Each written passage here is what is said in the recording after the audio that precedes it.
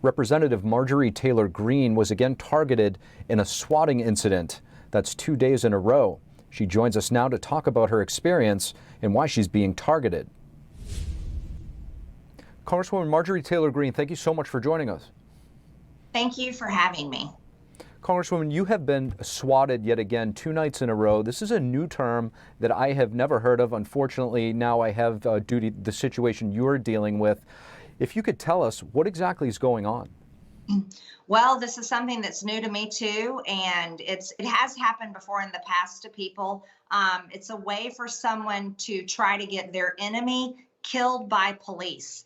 So what happened to me was I woke up just after 1 o'clock in the morning. I heard a doorbell knock at my door. I heard people outside my bedroom window, saw flashlights, and I got out of the bed, got dressed, and I picked up my gun to carry with me to the door because I usually do, especially when I'm not expecting one, and especially in the middle of the night.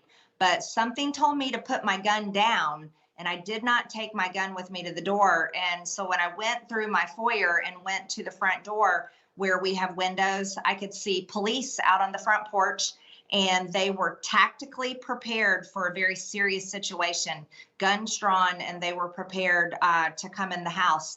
When I opened the door and I was very confused and kind of scared about what was going on, I asked them what was happening, and they said that someone had called 911 and reported that someone had been shot inside my house and that there were children inside, and there was potential for more violence like suicide or murder. And I said, no, none of that's happened here. I was sound asleep. I asked them, I said, can you want to please come in my house? You can look around. I said, but actually I'm really scared over what's going on. And then they realized what was happening, and they said, yeah, I think you got swatted. And so what that is someone wanted to get me killed. They wanted to send the police to my house into a situation where they thought there was murder happening, in hopes that they would kill me, in hopes the police would kill me or someone else in my home. So what we have found out since then is the person that has done it is angry at me for the legislation that I've introduced, Protect Children's Innocence Act. And it's a bill to stop these transgender surgeries, hormones, puberty blockers, castration, mastectomies, hysterectomies on anyone under 18. It's a very important bill. It's a bill that we need to pass. We need to protect kids and allow them to grow up before they make these life-altering decisions that can never be undone. And that's what I've done. I've taken a strong stance in saying we need to protect kids. But whoever is doing this to me, they are for the practice. They call themselves a child trans activist. They're not a child themselves, but they want to protect this industry that is for profit, profiting off of genital mutilation of children. And it's sick and it's disgusting, but this is who the left is, and they're willing to get me killed for it. Well, last night I got swatted again. They did the exact same thing, tried to pretend something's happening at my house and sent the police to my house. But I have to tell you, my local police are fantastic. They are on the ball, and they definitely know what's happening now. So last night was a total different experience than it was the night before. Congresswoman, there is another part of the equation.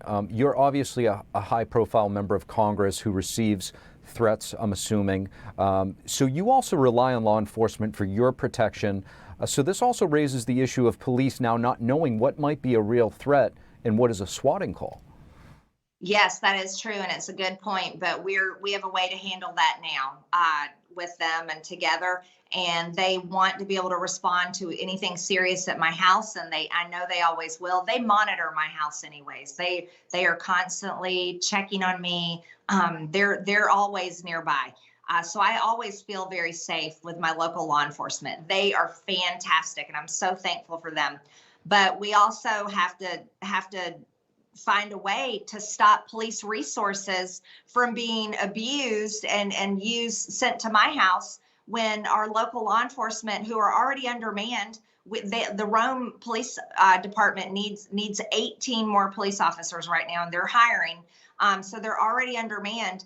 So they don't need to be coming to my house for someone who's trying to politically target me. They need to be able to respond to any other serious situation in our area. So we are handling that because it is a concern of all of ours. Republicans seem to always have to do the rounds of denouncing acts of violence. Have you seen the same level of outrage from your Democratic colleagues? No, they're not outraged at all. I don't think they've said one single thing. They probably are happy for it happening to me. You see, the media is complicit in this as well. The mainstream media is actually probably causing me to be a target with their horrible headlines and the lies they tell about me on television. I know there's one headline out today, and I don't know which network it is, if it's MSNBC or NBC. I need to find out. But they're saying Marjorie Taylor Greene is targeting trans kids, which is such a horrible lie. I'm actually trying to protect children, protect them from making a decision that they cannot undo, a permanent decision that will change their body for the rest of their life, make it to where they can't have children later in life, and probably will be a decision they'll regret, because there are so many of these D-trans 18, 19, young 20-year-olds that are coming out and saying that they wish someone had stopped what was happening to them, wish someone had protected them and not allowed them to go through the surgeries they went through, the hormones that have changed their voices forever, puberty blockers that will give them lifelong problems like low bone density and chemical castration. These are serious things, but the mainstream media, the way they lie about me, they are targeting me in such a dangerous way that they may get me killed. And here's the reality. Freedom of press is a wonderful thing in America, but freedom of press is not the freedom to lie. And that is what they have done about me. And I really should look into it, because it's coming to a point where I may start having to sue them for what they're causing people to think about me, because it's absolute lies, absolute lies. I'm tired of it. My family's tired of it. Our district is tired of it, and it should never be happening in the first place. Congresswoman Marjorie Taylor Greene, thank you for joining us. Thank you so much. The Department of Homeland Security announced it has officially put an end to the controversial Disinformation Governance Board. This is months after the DHS paused the board amid widespread concern that it would be weaponized against dissenting voices and become a tool for government censorship. The DHS decided to terminate the board because the Homeland Security Advisory Council determined that there is no need for a disinformation board. Republican lawmakers had raised concerns back in April that the board would be used to police free speech and silence opposing political views. In a letter, Senator Josh Hawley said that the board is almost certainly unconstitutional, and that it can only be assumed that the sole purpose of this new Disinformation Governance Board will be to marshal the power of the federal government to censor conservative and dissenting speech. In yesterday's statement announcing the termination, the DHS said that it will continue to address threats that undermine U.S. security while following the law, upholding civil liberties, and promoting transparency. The IRS is refunding $1.2 billion to Americans who paid penalties for filing their 2019 and 2020 tax returns late. This is in response to bipartisan pressure from Congress. The IRS was forced to shut down during the pandemic and has since been buried under a backlog of tax returns. Congress has pressured the agency to clear that backlog and relieve Americans of late penalties accrued during the pandemic. The refunds will affect about 1.6 million Americans who paid late penalties. The refunds will be sent automatically as long as the taxpayer files their 2019 and 2020 tax return by September. President Biden's move to wipe out billions of dollars in college debt is seeing pushback from both Democrats and Republicans. One of those people speaking out against the move is Idaho Congressman Russ Fulcher, and we're happy to have him on to discuss. Congressman Russ Fulcher, thank you so much for joining us. My pleasure. Thanks for having me on today. Congressman, you're on the Education Committee. I spoke with your colleague on that same committee, Chairwoman Virginia Fox, yesterday, who told me that President Biden's loan forgiveness plan could cost taxpayers up to $600 billion. Biden is saying that loan forgiveness would increase the productivity of those that are in debt, thereby helping the economy. What do you say? I think it's absolutely misleading what he's trying to say here. But to understand what's happening, you kind of have to put yourself in the shoes of President Biden and his administration. What do you do if you have wrecked an economy, if you've eliminated American energy independence, if you have burgeoning inflation and debt, and you've promoted lawlessness with your policies, and you've got all this chaos going on? What you do is you make moves to try to purchase votes. You make moves to try to build your party in other ways. And this is one of those moves. Open borders to get more people in and give them the right to vote is one of those moves. Trying to federalize election is one of those moves. Trying to get Puerto Rico and D.C. as states for more Democrat representation are part of those moves. This shouldn't be that surprising, but it has a tremendously negative effect for those who played by the rules and did things right.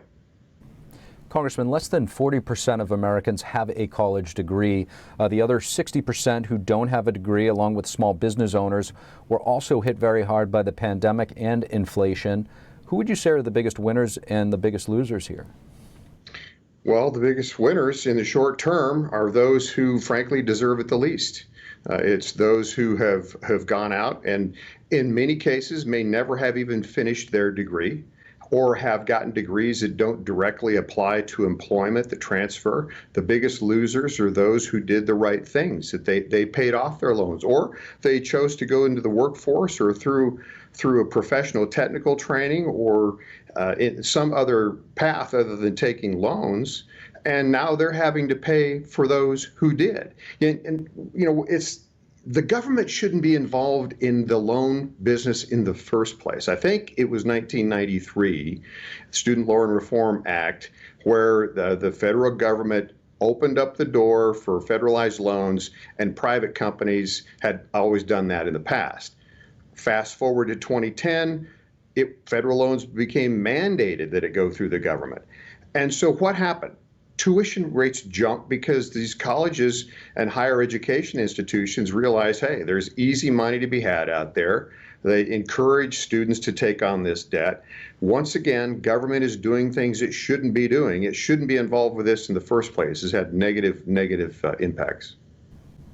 Congress does seem to hold the purse strings here, yet the administration is authorizing this plan under the COVID emergency. With schools open and everyone back to work, COVID's not necessarily an emergency anymore. So is Biden's plan even legal? A big question about that. My staff has been looking into this. We've been trying to figure out the particulars of it.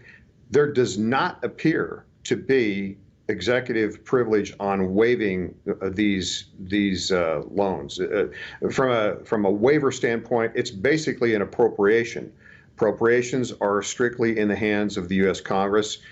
There is an angle that the administration may be trying to pursue, and that's through the Department of Education, a regulatory angle, where they implement a needs-based system. Income contingent repayment is what it's called. And so we're trying to look into that. At any rate, it will likely be challenged. It should be challenged. When you're talking about $300 billion plus in negative impact on the American taxpayer, that is basically an appropriation that strictly should lie in congressional hands. Congressman Russ Fulcher, thank you. Thank you. Former President Donald Trump said on Wednesday that Republicans should remove Senator Mitch McConnell as minority leader immediately. Trump said that Democrats had McConnell over a barrel. Trump posted an article from the Federalist alleging that McConnell and his wife, former Transportation Secretary Elaine Chao, have strong ties to Communist China, thanks to her father's shipping company. According to the article, McConnell amassed great wealth due to gifts from Chao's father. Trump said in a statement he is a pawn for the Democrats to get whatever they want. Trump said that McConnell and his wife will never be prosecuted as long as he continues to give trillions of dollars to the left. Trump also said McConnell did not do enough to stop a large Democratic spending bill, adding that the money spent on the Green New Deal will put the country into a depression. House Democrats are demanding answers from Twitter. That's as a whistleblower sounds an alarm over the platform's severe security flaws. House Homeland Security Committee Chair Benny Thompson, along with Representative Yvette Clarke, chair of the Cybersecurity Committee, have sent a letter to the Twitter CEO asking for details about the platform's security flaws. It comes as Twitter's former security chief, Peter Zatko, alleges widespread security failures and foreign interference within Twitter. The lawmakers urge the company take proactive steps to protect users, especially as midterm elections are approaching.